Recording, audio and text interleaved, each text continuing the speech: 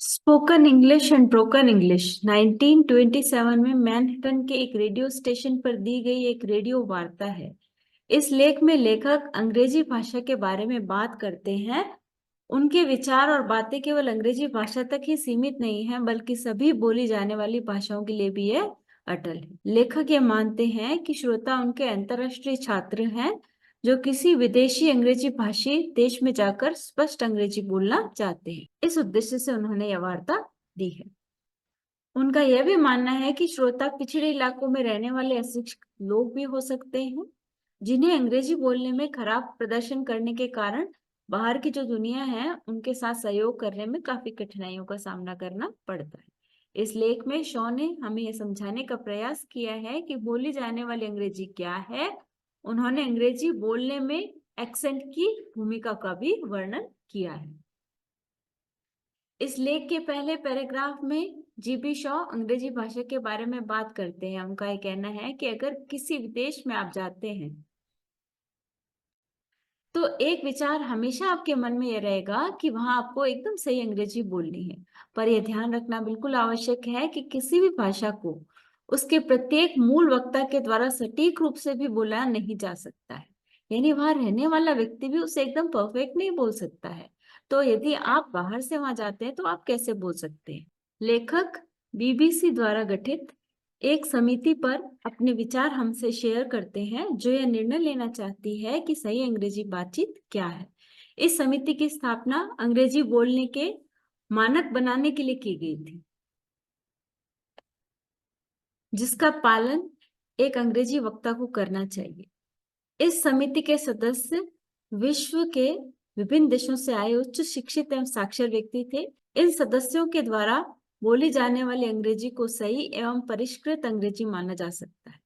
GB Shaw इसके सदस्यों में से ही एक सदस्य थे।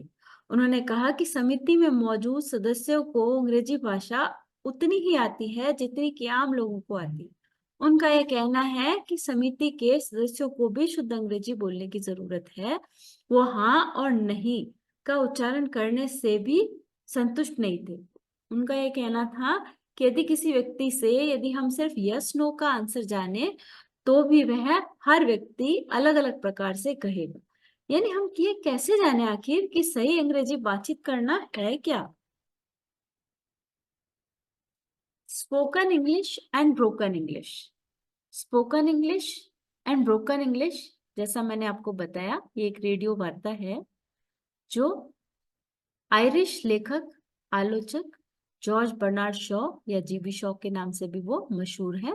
उनके भाषण का रेडियो ट्रांसक्रिप्शन है। प्रतिलेखन आधिकारिक तौर पर वर्ष 1927 में द लिंग्वा फोन इंस्टीट्यूट के द्वारा lingua phone language records label के तहत इसको जारी किया गया। यह प्रश्न भी परीक्षा में पूछा जा सकता है।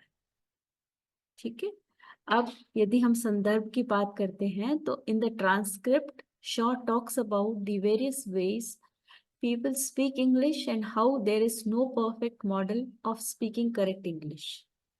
यानी अंग्रेजी लोग कैसे बोलते हैं और उसके विभिन्न तरीके होते हैं और कैसे सही अंग्रेजी बोलने का कोई आदर्श मॉडल नहीं हो सकता है।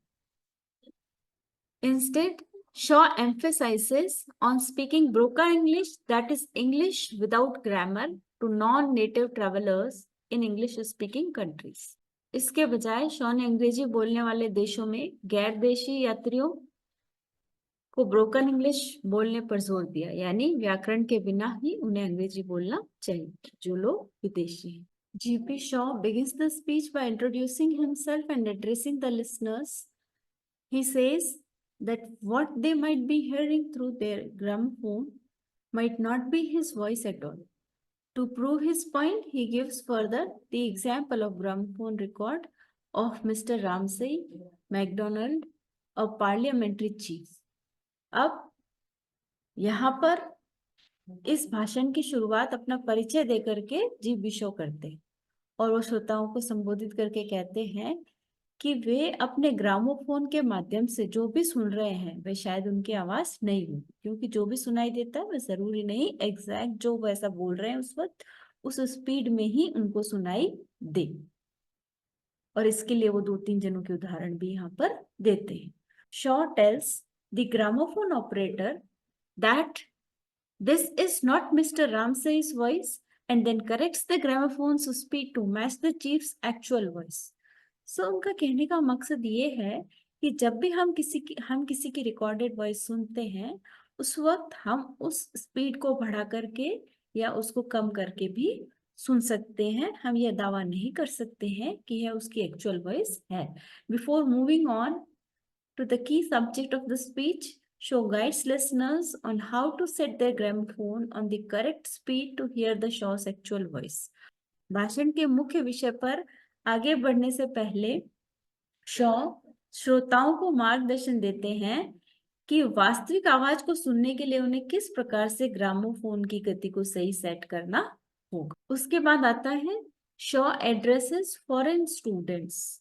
अब पाठ में या जो भी लेख है या फिर जो उनकी वार्ता है उसमें आगे वो डिस्कस करते हैं कि फॉरेन स्टूडेंट्स को एड्रेस करते हुए वो ये बात कहते हैं। To begin with the actual subject of the speech, he makes an assumption that listeners are foreign students of the English language.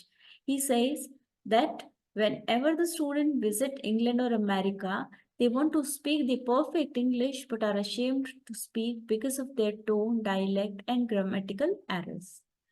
अब जो वास्तविक मुद्दा इस भाषण का है वो क्या है कि एक धारणा लोग ये बना लेते हैं कि अंग्रेजी भाषा के यदि वो विदेशी छात्र हैं तो वो ये मान लेते हैं कि वो छात्र इंग्लैंड या अमेरिका यदि जाएं तो वे सही अंग्रेजी बोलना यदि कोशिश करें तो भी नहीं कर पाएंगे। वो अपने लहजे, बोली या व्याकरण संबंधी त्रुटियों के कारण बोलने में उन्हें शर्म जरूर ही आएगी। हालांकि शॉ ने यह कहकर के श्रोताओं को सांत्वना दी है कि अंग्रेजी का कोई सही मॉडल नहीं है, आप जैसा भी बोलेंगे वही परफेक्ट है। एक कोई परफेक्ट मॉडल इंग्लिश स्पीकिंग का हो ही नहीं सकता। यहाँ तक कि ब्रिटिश अमेरिकी या दो मूल अंग्रेजी भाषी भी समान रूप से अंग्रेजी बोलने में सक्षम नहीं है। यानी कोई व्यक्ति यदि विदेश में रहता भी है और वो वहाँ का नेटिव स्पीकर है तो भी उनके बोलने में फर्क आपको दिखाई देगा। कभी भी आपको दो व्यक्ति अमेरिका में रहने वाले, दो व्यक्ति इंग्लैंड में रहने वाले एकदम perfect same to same English बोलते हुए आपको दिखाई नहीं देंगे। No correct model of English. Further, he says that there is no correct model for English speaking or for English. So he comforts the listeners by saying there is no correct model of English, not even Britishers, Americans, or two native English speakers speak English alike. There are always some differences. वो कहते हैं ऐसा कोई model नहीं है। यहाँ तक कि ब्रिटिश अमेरिकी या दो मूल अंग्रेजी भाषी भी समान रूप से अंग्रेजी नहीं बोलते हैं। हमेशा उनमें कुछ ना कुछ आपको मतभेद देखने को मिलेगा या उनमें कोई ना कोई डिफरेंसेस आप हमेशा ही पाएंगे। उसके बाद इस वार्ता में जीबी शॉ कहते हैं स्पोकन इंग्लिश, ब्रोकन इंग्लिश क्या है उसके बारे में वो आगे डिटेल में बात करते हैं। जीबी शॉ कौन है? A member of British Broadcasting Corporation यानी BBC. तो Shaw tells the audience that he is a member of committee named British Broadcasting Corporation. Many great writers, poets, even poet laureates and actors are members of BBC. Shaw ने दर्शकों को यह बताया है कि British Broadcasting corporation नामक एक समिति के वो सदस्य हैं और उसके सदस्य कई महान लेखक, कवि, यहाँ तक कि कवि पुरस्कार विजेता और अभिनेता भी BBC के सदस्य हैं।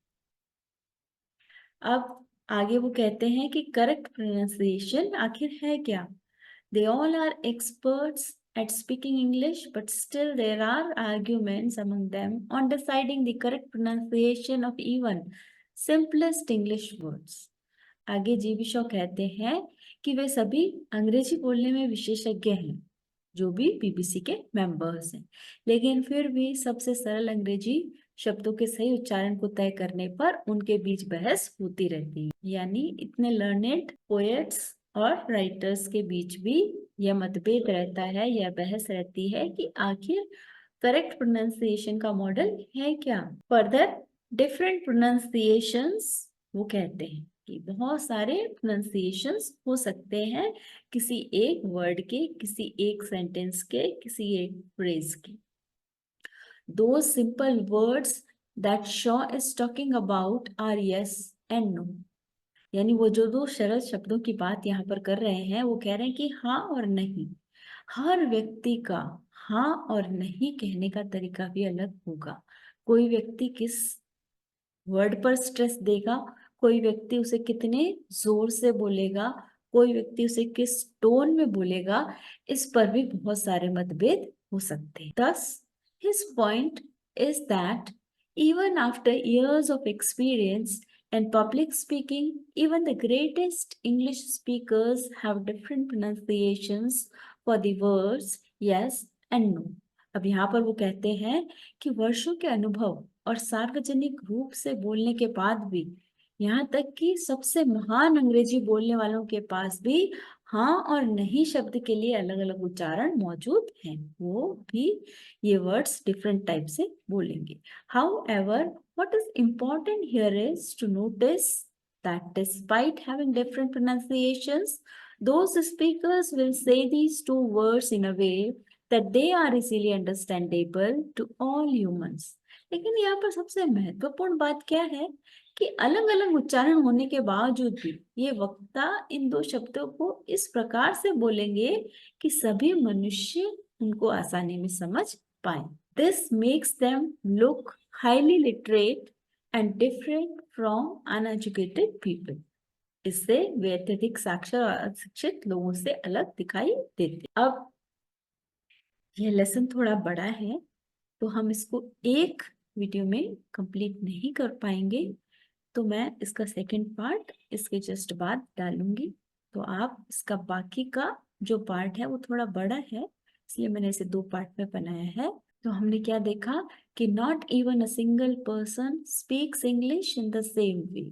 एक भी व्यक्ति सेम प्रकार से इंग्लिश नहीं बोल पाता है, चाहे वो एक ही जगह क्यों ना रहता हो, चाहे वो इंग्लैंड का ही रहने वाला क्यों ना हो, चाहे वो अमेरिका का ही रहने वाला क्यों ना हो. यही मूल बात जी.बी. शॉ इस वार्ता में डिस्कस करते. I hope everything is clear with you all, and you will write your suggestions in the comment box and like this session. Thank you very much for your patience hearing.